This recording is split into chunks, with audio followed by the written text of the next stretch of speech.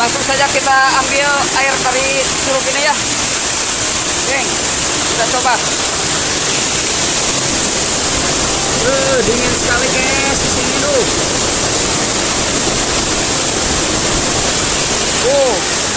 Ya teman-teman, langsung berembun airnya.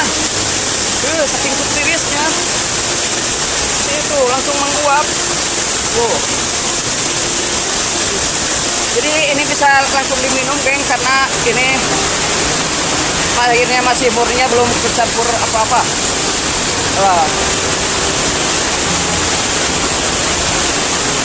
Alhamdulillah segar.